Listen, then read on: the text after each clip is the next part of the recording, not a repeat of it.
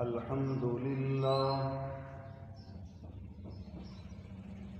الحمد لله رب العالمين،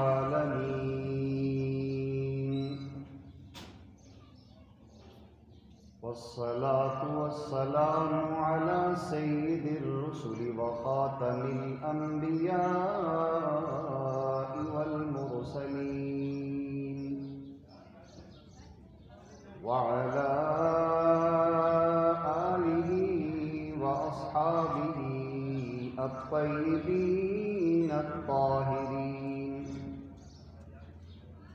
لا سيما على الخلفاء الراشدين المهديين،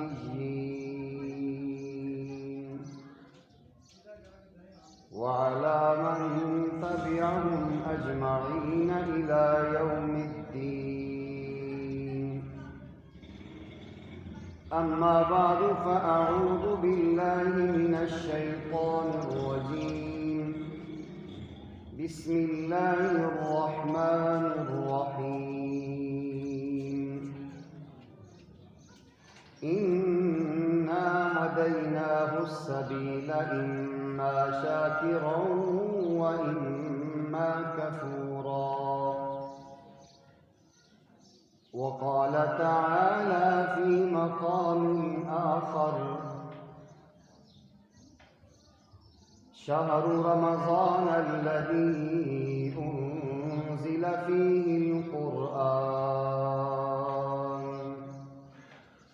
هدى للناس وبينات من الهدى والفرقان. وقال النبي صلى الله تعالى عليه وسلم: من لم يدع قول الزور والعمل به فليس لله حاجة أن يدع طعامه وشرابه، أو كما قال عليه الصلاة والسلام. صدق الله مولانا العظيم، وبلغنا رسوله النبي الكريم، ونحن على ذلك لمن الشاهدين والشاكرين، والحمد لله رب العالمين. اللهم صل على سيدنا ومولانا محمد وعلى آل سيدنا ومولانا محمد، وبارك وسلم وصل عليه. اللهم صل على روح محمد في الأرواح، وصل على جسد محمد في الأجساد، وصل على قبر محمد في القبور، وصل على روضة محمد في الرياض، وعلى آله وصحبه وبارك وسلم تسليما كثيرا كثيرا.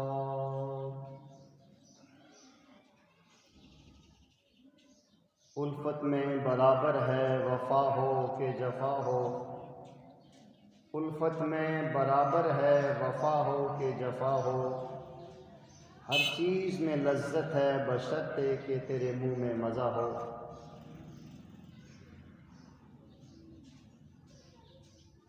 اللہ جل جلالہ کا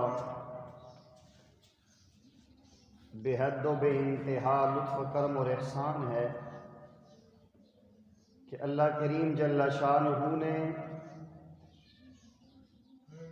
زندگی میں ایک بار پھر رمضان شریف جیسا مقدس، منور، مطہر، رحمتوں بخششوں سے مالا مال ماہ مبارک عطا کیا، اور ہم سب کو صحت و سلامتی کی نعمت سے بھی اللہ جل جلالہ نے سرفراز فرمایا۔ اس سال کے رمضان شریف کا یہ دوسرا جمعہ ہے۔ سعادت مند اور خوش نصیب وہ اہل ایمان مرد و خواتین ہیں جنہوں نے اپنے آپ کو گناہوں سے صاف ستھرا کر کے اپنے دل کو معرفت الہی کا برتن بنا دیا ہے۔ اللہ جل جلالہ سے ہمیں ہر آن ہر گھڑی دعا کرنی چاہیے کہ خالق کائنات جل مجدہ اس مقدس رحمتوں اور بخششوں سے مالا مال ماہ مبارک کی قدردانی نصیب فرمائے۔ سامعین گرامی قدر، پیارے آقا کریم صلی اللہ علیہ وسلم اس مہینے کے بارے میں فرماتے ہیں کہ ھذا شہر الصبر، یہ صبر کا مہینہ ہے، یہ مواخات اور ہمدردی کا مہینہ ہے، اور یہ ایسا مہینہ ہے کہ اس میں بندے کے رزق میں اللہ وسعت اسے عنایت فرماتے ہیں۔ تو ہم نے اس ماہ مبارک کو صبر کا مہینہ، ہمدردی، مواخات کا مہینہ اور اللہ جل جلالہ کی طرف سے عنایت شدہ رزق کی وسعت کا مہینہ سمجھتے ہوئے اپنے 24 گھنٹے کی زندگی کو سنت کے نور سے منور کرنے کی کوشش کرنی چاہیے۔ سامعین گرامی قدر، اللہ جل جلالہ نے ہر انسان کو بہت ساری نعمتوں سے مالا مال کیا ہے۔ ہم سب کو اللہ تعالیٰ نے دو خاص قسم کی نعمتیں عطا کی ہیں،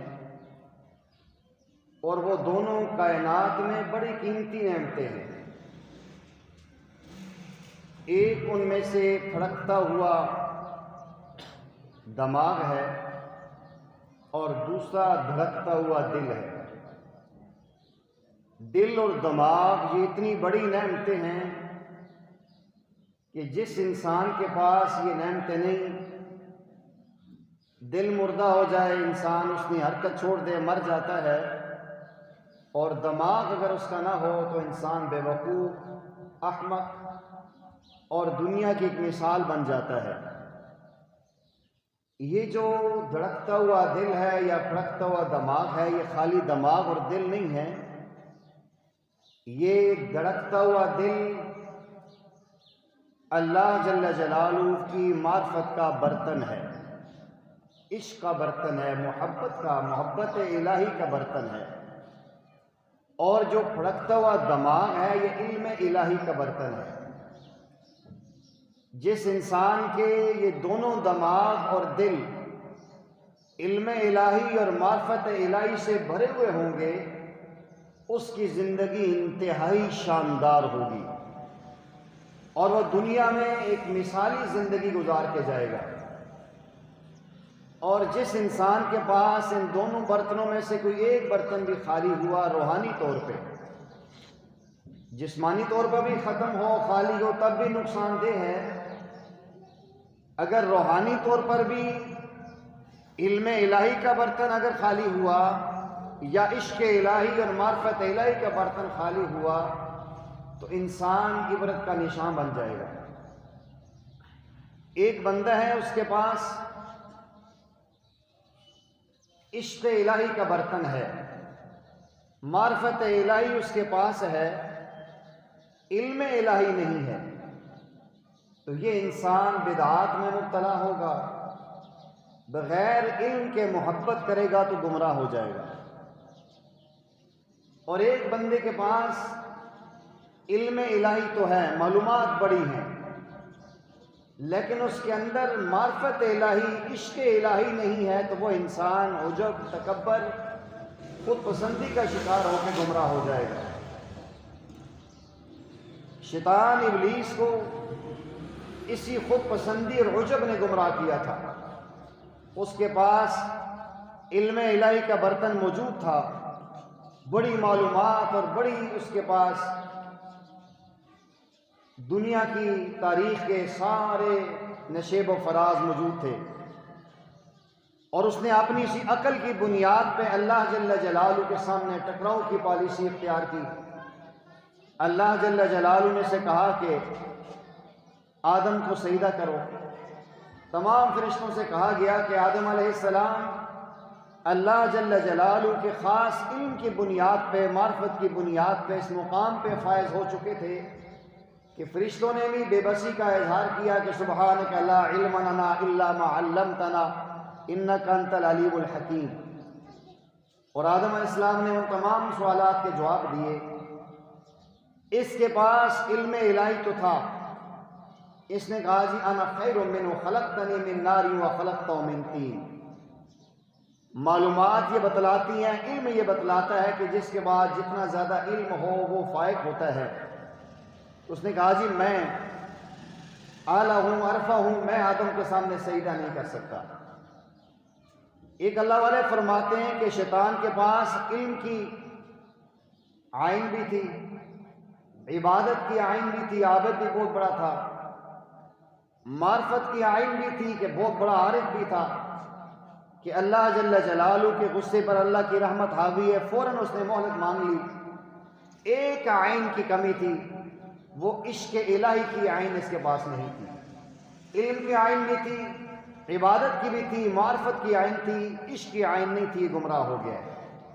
تو انسان کے پاس اگر علم الہی کا برتن بھر لیا دماغ معلومات سے، عشق نہیں ہے پھر بھی گمراہ ہوگا۔ اگر عشق سے اپنے دل کو بھر دیا ہے، علم الہی نہیں ہے پھر بھی گمراہ ہوگا۔ اس لیے ضرورت اس بات کی ہے کہ ہم تمام اہل ایمان اللہ کی ان دو عنایت کی نعمتوں کو صحیح انداز میں استعمال کریں، اپنے دماغ میں علم الہی کو اکٹھا کریں اور جمع کریں، اور دل میں معرفت الہی، عشق الہی کو جمع کریں۔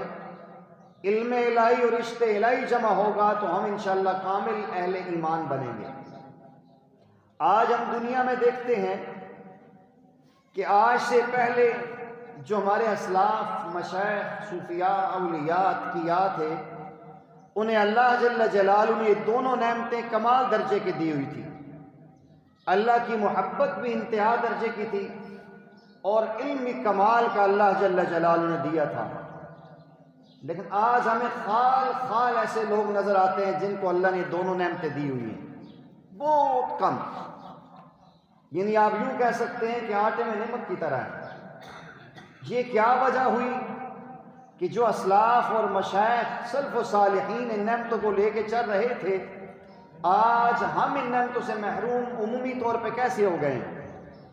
علماء نے اس کی 3 بنیادی کمزوریاں بیان کی ہیں کہ آج کے انسان میں اور آج سے پہلے ماضی کے انسان میں بنیادی طور پہ 3 چیزوں کا فرق ہے، جس وجہ سے آج ہم دنیاوی دلدل میں، نفسانی خواہشات کی دلدل میں، شہوانی خواہشات میں ہم پھنس چکے ہیں۔ پہلی کمزوری اور پہلا فرق یہ ہے، ہمارے اسلاف اور مشائخ اللہ جل جلالہ کی معرفت میں جتنا وقت اور محنت کرتے تھے، ہر آن ہر گھڑی ان کی کوشش یہ ہوتی تھی کہ ہمارے دل میں اللہ کی معرفت آ جائے، اللہ جل جلالہ سے ہمارا تعلق جڑ جائے، اللہ جل جلالہ کے ہم قریب ہو جائیں۔ معرفت کا عام سادہ مفہوم یہ ہوتا ہے کہ جان پہچان۔ اردو میں بھی کہتے ہیں یار تیری فلاں کے ساتھ کوئی معرفت ہے، جان پہچان ہے کہ تو اس کے سامنے جائے یا تیرا پیغام پہنچایا جائے تو وہ جانے جی بالکل میں جانتا ہوں، میرا جاننے والا ہے۔ تو یہ معرفت یہی ہوتی ہے کہ انسان کا اللہ جل جلالہ کے ساتھ ایسا تعلق بن جائے کہ انسان ہاتھ اٹھائے اور اللہ اس کی دعا کو قبول کر لے۔ تو جو اسلاف اور مشائخ تھے، جتنی محنت وہ اللہ جل جلالہ کی معرفت پہ لگاتے تھے، آج کے انسان نے اتنی محنت کائنات کی معرفت پہ لگا دی ہے۔ آج کا انسان سائنس اور ٹیکنالوجی پہ محنت کر رہا ہے، سیاروں میں، ستاروں میں، چاند پہ، کہکشاؤں میں محنت ہو رہی ہے، اور اس کی کھوج میں لگا ہوا ہے کہ کیسے ہمیں پتہ چل جائے کہ آسمان پہ کتنے ستارے ہیں، کتنے سیارے ہیں، کیسے جو ہے کہ فضا کو کور کر کے اوپر جایا جائے۔ اور آج اسی انداز میں کائنات پہ محنت ہو رہی ہے۔ آج لوگوں کو اللہ جل جلالہ کی معرفت کا اتنا شوق نہیں ہے جتنا دنیاوی چیزوں کے تجربات پہ آج محنت ہو رہی ہے۔ لیبارٹریاں بنی ہوئی ہیں، بڑے بڑے شعبے کام کر رہے ہیں، مصنوعی بارشیں برسائی جا رہی ہیں، مصنوعی انداز میں زمین کو زلزلوں میں ہلایا جا رہا ہے، مصنوعی چیز میں کائنات کے یہ مادے پہ محنت کر کے مختلف چیزوں کو تیار کرنے کا۔ آپ یوٹیوب کھولیں آپ کو نظر آئے گا بتائیں گے جی کہ پانی کی بوتل میں یوں سبزی اگاتے ہیں، فلاں گملے میں یوں لگائیں تو یہ ہوتا ہے، اس پہ محنت ہو رہی ہے، اس پہ محنت نہیں ہو رہی کہ میرے دل میں اللہ کی محبت کیسے آئے گی، میرے دل میں رسول کریم علیہ السلام کا عشق کیسے آئے گا، میں صحیح معنوں میں ظاہر و باطن سے کامل مومن کیسے بنوں گا۔ آج اس دور میں بھی جو لوگ اپنی محنت کا منتہا معرفت الہی رکھی ہوئی ہے، اللہ کی ذات کی معرفت کے حصول میں ہے، وہ آج بھی کامیابی کی منزلیں طے کر رہے ہیں، اور آج جو کائنات کی معرفت میں لگے ہوئے ہیں وہ ذلیل و خوار ہو رہے ہیں۔ یہ پہلا فرق ہے کہ آج علم الہی کا برتن بھی کمزور ہے، وہاں کائنات کا علم آ رہا ہے۔ اور پھر یہ ایسا ایک ماحول بن چکا ہے کہ دینی تعلیم، قرآنی تعلیم کے حصول والوں کو اتنا پروٹوکول نہیں دیا جاتا، اتنی ان کو پریارٹی نہیں دی جاتی جتنی دنیاوی اعتبار سے دی جاتی ہے۔ اللہ معاف فرمائے، آج اگر ہمارے خاندانوں میں، فیملی میں کوئی بچہ میٹرک میں اچھے نمبر لے لے تو پورے خاندان میں خوشی ہوتی ہے، اور اگر کسی بچے کو اللہ یہ اعزاز بخشیں کہ وہ حافظ قرآن بن جائے تو فیملی میں چند لوگوں کو خوشی ہوتی ہے، باقی جن کے دماغ میں کائنات کی معرفت گھسی ہوئی انہیں پریشانی ہوتی ہے کہ یار یہ بچہ ضائع کر دیتا نہیں، اتنی صلاحیت نہ بچہ سی ہر کس میں پا دیتا نہیں۔ یہ آج وہ محنت ہو رہی ہے کہ علم الہی اور عشق الہی کے برتن خالی ہو چکے ہیں۔ دوسری بڑی بنیادی کمزوری کہ جو ہمارے مشائخ اور اسلاف تھے وہ جتنی محنت آخرت بنانے کے لیے کرتے تھے، انہیں ظاہری گھر کی پرواہ نہیں، ظاہری لباس کی پرواہ نہیں، معرفت آخرت میں لگے ہوئے ہیں کہ میری آخرت بن جائے، میری قبر سنور جائے، میرا نامہ اعمال دائیں ہاتھ میں مل جائے، مجھے قیامت کے دن اللہ کے نبی صلی اللہ علیہ وسلم کے ہاتھوں سے جامع کوثر مل جائے، مجھے پیارے آقا کریم علیہ السلام کے لواء الحمد کے جھنڈے کے نیچے جگہ مل جائے، کل قیامت کے دن اللہ کے عرش کے سامنے یا اللہ کے عرش کے دائیں طرف مجھے جگہ مل جائے۔ ہمارے اسلاف دن رات اس میں محنت کرتے تھے، لائٹیں نہیں ہوتی تھیں، مسجدیں آباد ہوتی تھیں، پانی گرم نہیں ہوتے تھے، ٹھنڈے پانیوں سے وضو کرتے تھے، کئی میل ہمارے بڑے حضرات، آپ اپنے باپ دادا سے پوچھیں اگر آپ نے کبھی ملے ہوں، کئی میل چل کے جمعہ پڑھنے کے لیے جاتے تھے، اور آج ہمارے پاس محلے میں رہ کے جمعہ پڑھنے کی توفیق نہیں ہے۔ تو دنیا کے اعتبار سے ہر بندہ جھونپڑی سے کچے مکان میں آ رہا ہے، کچے مکان سے پکے مکان میں آ رہا ہے، پکے مکان سے کوٹھی میں جا رہا ہے، کوٹھیوں سے آگے پلاٹوں میں جا رہا ہے، بینک بیلنس بھرنے کی کوشش میں دن رات لگا ہوا ہے، بیمار ہے تب بھی، صحت مند ہے تب بھی، پڑھا لکھا ہے تب بھی، ان پڑھ ہے تب بھی، دنیا بنانے کی کوشش ہو رہی ہے۔ دنیاوی اعتبار سے دو چار پیسے آ جاتے ہیں تو کوشش کرتے ہیں بچے کو دبئی بھیجتے ہیں جی، بچے کو انگلینڈ بھیجتے ہیں جی، وہاں سے پیسے کما کے لائے گا۔ لیکن کاش ہمارے دل میں یہ بات کیوں نہیں آتی کہ میں اپنے بچے کو علم دین کے زیور سے آراستہ کروں، میں اس بچے کو مدینہ پاک میں بھیجوں، وہاں پڑھ کے آئے، مدینہ یونیورسٹی میں اس کو جو ہے نا ام القریٰ مکہ میں بھیجوں، میں اپنے بچے کو عمرہ اور حج کے لیے بھیجوں۔ ہماری اس طرف توجہ نہیں ہے کہ ہمارے بڑوں نے آخرت بنانے کی محنت کی، ہم دنیا بنا رہے ہیں۔ اس لیے آج علم الہی کا برتن بھی خالی ہے اور عشق الہی کا برتن بھی خالی ہے۔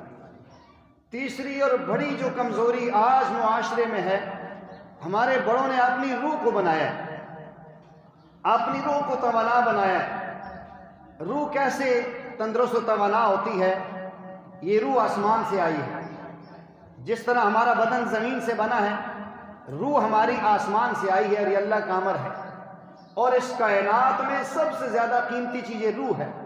یسألونک عن الروح قل الروح من امر ربی، آپ سے پوچھتے ہیں کہ روح کیا ہے، فرمایا کہ روح تمہارے رب کا امر ہے۔ تو اللہ نے وہاں سے روح بھیجی ہے، روح کی غذا بھی وہاں سے آئی ہے۔ روح کی غذا قرآن کریم کی تلاوت ہے، روح کی غذا مسنون دعاؤں کا اہتمام ہے، روح کی غذا اعمال صالحہ ہے۔ ان سے انسان کی روح توانا اور تندرست ہوتی ہے۔ جب انسان روحانی طور پہ صحت مند اور توانا ہوتا ہے، اسے نماز پڑھنے میں تکلیف نہیں ہوتی، اسے قرآن کریم کی تلاوت میں پریشانی نہیں ہوتی، اس کے لیے ساری رات قیام کرنا مشکل نہیں ہوتا، اسے تہجد کے وقت اٹھ کے تہجد کا اہتمام مشکل نہیں لگتا، کیونکہ اس کی روح بن چکی ہے، اور روحانی طور پہ انسان کمال پہ پہنچتا ہے۔ اور اللہ جل جلالہ کے ہاں بھی انسان روحانی طور پہ وزنی ہوتا ہے، جسمانی طور پہ نہیں ہوتا۔ پیارے آقا کریم علیہ السلام کے صحابہ میں سیدنا عبداللہ ابن عباس رضی اللہ تعالیٰ عنہ کمزور سے صحابی ہیں، تو صحابہ کرام ان کے جسم مبارک کو دیکھ کر نہ پتلی پتلی ٹانگوں کو دیکھ کے مسکراتے ہیں۔ پیارے آقا کریم علیہ السلام فرماتے ہیں کہ تم اس کے دبلے پتلے جسم کو دیکھ کے مسکرا رہے ہو، میں اس کی علمی اور روحانی و پاور دیکھ رہا ہوں۔ کل میدان عدل میں جب اسے تولا جائے گا تو اس کا پہاڑ احد سے بھی زیادہ وزن ہوگا۔ تو اللہ جل جلالہ کیا انسان کا وزن روحانی طور پہ ہوتا ہے۔ تو ہمارے بڑوں نے روح پہ محنت کی ہے۔ آج ہم غور کر کے دیکھیں، ہمیں مسجد میں آتے ہوئے بڑی پریشانی ہوتی ہے، برائے نام آ جاتے ہیں، جو ہی سلام پھرتے اور ہم ایسے بھاگتے ہیں جس طرح پنجرے کو کھولے تو پرندے اڑتے ہیں۔ دوسری مثال میں نہیں دیتا ہوں کہ کسی اور دروازے کھولے تو کوئی اور بھاگتا ہے۔ یہ المیہ ہے آج مسلمانوں کے لیے۔ ابھی آپ تجربہ کریں گے انشاءاللہ، جو ہی جمعے کا سلام پھیروں گا دعا بھی نہیں کرنے دیتے، اور دک دک ایسے لوگ بھاگ کے جا رہے ہوتے ہیں۔ اگر کاش ہمارے اہل ایمان نوجوانوں اور بزرگوں کی روح کی محنت ہوتی، انہیں مسجد سے باہر جانے کا دل ہی نہ کرتا۔ وہ کہتے ہیں میری زندگی موت، میری زندگی کا مقصد میرے اللہ تیرے دین کی سرفرازی، میں اسی کے لیے مومن، اسی کے لیے نمازی۔ ساری دنیا میں ہم گھوم پھر جاتے ہیں، سارا دن بازاروں میں ہم لگا دیتے ہیں، اور آج کل اگر آٹے کی لائن میں اور چینی کی لائن میں لگیں 2-3 گھنٹے ہمارے لیے مشکل ہے، یعنی وہ بھی مشکل نہیں، آرام سے گزار دیتے ہیں۔ مسجد میں 5 منٹ ہم نہیں بیٹھ سکتے، اس لیے کہ روح ہماری بالکل بیمار پڑی ہوئی ہے۔ ایسی ہماری مسلمان بہنیں ہیں، بیٹیاں ہیں، ہماری مائیں ہیں، جن کے دل کے اندر روحانی طاقت ہے، وہ کھانا بناتے ہیں، اس سے پہلے وضو کرتی ہیں، بسم اللہ پڑھ کے کھانا بنا رہی ہیں، تہجد کا اہتمام کر رہی ہیں۔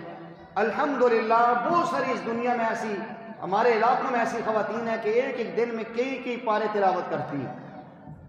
مجھے ایک خاتون سے کل بات کرنے کا موقع ملا، تو ان کا 2 قرآن ان دنوں میں ختم ہو چکے ہیں، تیسرا شروع ہو چکا ہے۔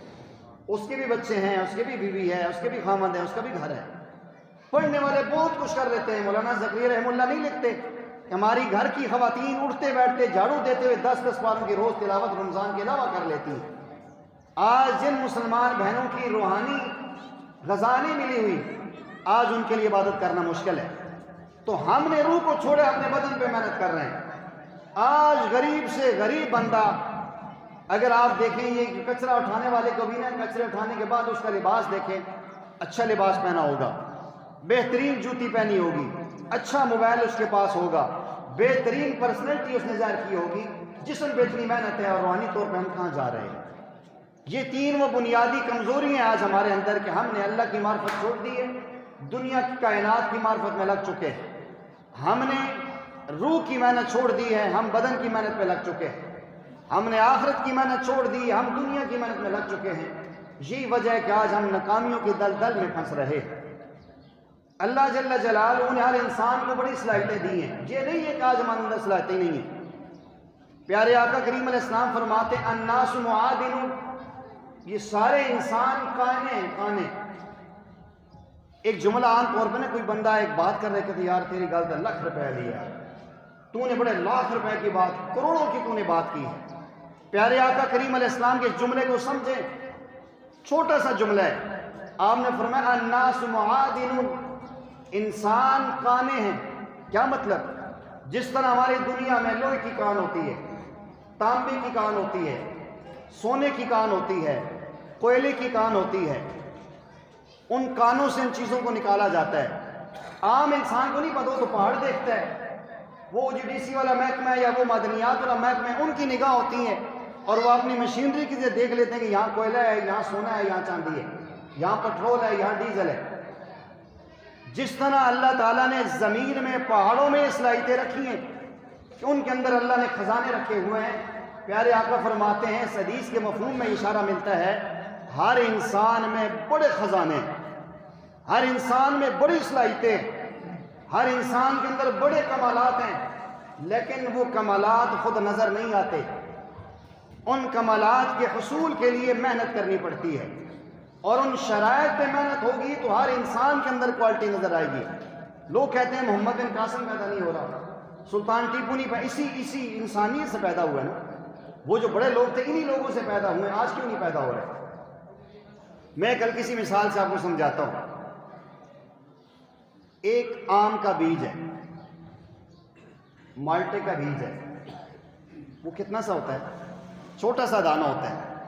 اس بیج میں یہ کوالٹی اور صلاحیت موجود ہے کہ وہ بہت بڑا درخت بنا سکتا ہے. وہ بہت بڑا سایہ دار درخت، بوڑ کا درخت بنا سکتا ہے، آم کا درخت بنا سکتا ہے، جامن کا درخت بنا سکتا ہے. درخت کتنا بڑا ہے اور بیج اتنا چھوٹا سا ہے. ہر بیج میں یہ کوالٹی ہے. ہر بیج اتنا بڑا تناور درخت بنا سکتا ہے. لیکن اس کو یہاں پھینک دے تو یہاں درخت نہیں ہوگے گا، گلی میں پھینک دے وہاں درخت نہیں ہوگے گا.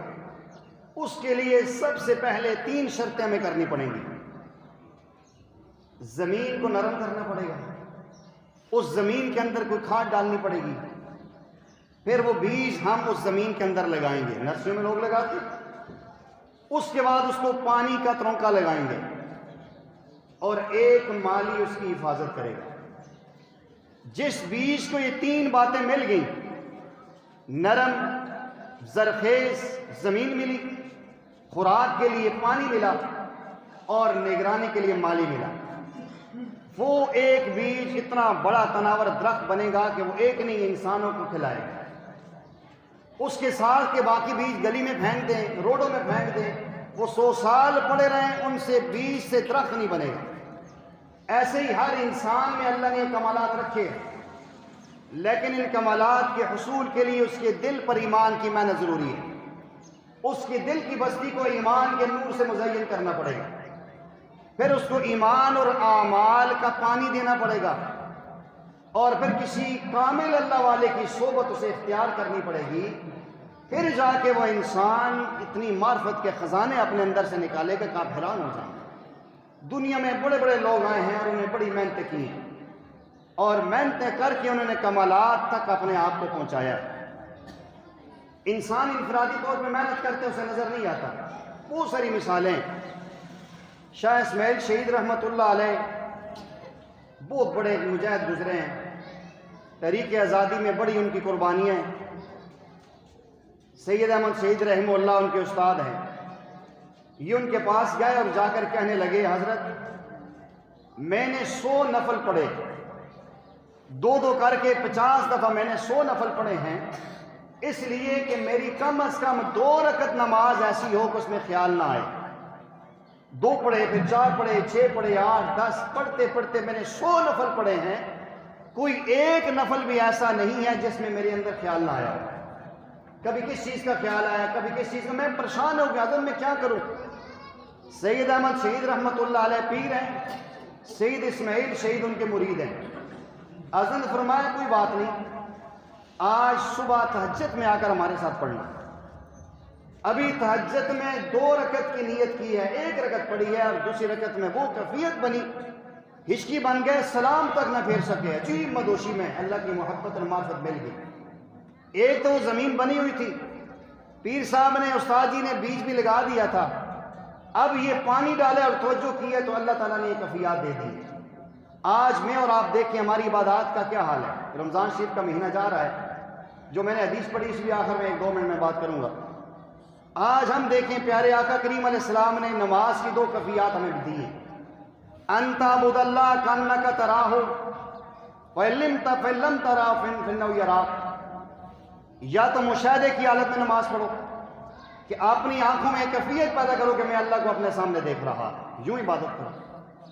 مشاہدے میں نہیں ہو سکتی تو کم از کم مراقبے میں نماز پڑھو، یہ تصور کرو کہ خدا مجھے دیکھ رہا ہے. آج اپنے دل پہ ہاتھ رکھ کے میرے مسلمان بہنیں میرے بھائی سوچیں، کیا ہم میں سے کسی کو مشاہدے کی نماز کی کیفیت حاصل ہے؟ کیا ہم جب کھڑے ہوتے ہیں ہمیں یہ محسوس ہوتا ہے کہ میں خدا میں اللہ کو دیکھ رہا ہوں؟ بالکل نہیں. اور ایسے ہی کہ اللہ مجھے دیکھ رہا ہے. اگر یہ کیفیت ہو تو ہماری خارش میں ہاتھ نہ چلے، اٹھتے ہوئے قمیضیں نہ ہلیں، نماز میں دائیں بائیں خیالات نہ جائیں. یہ مشاہدے کی بھی نہیں، مراقبے کی بھی نہیں ہے.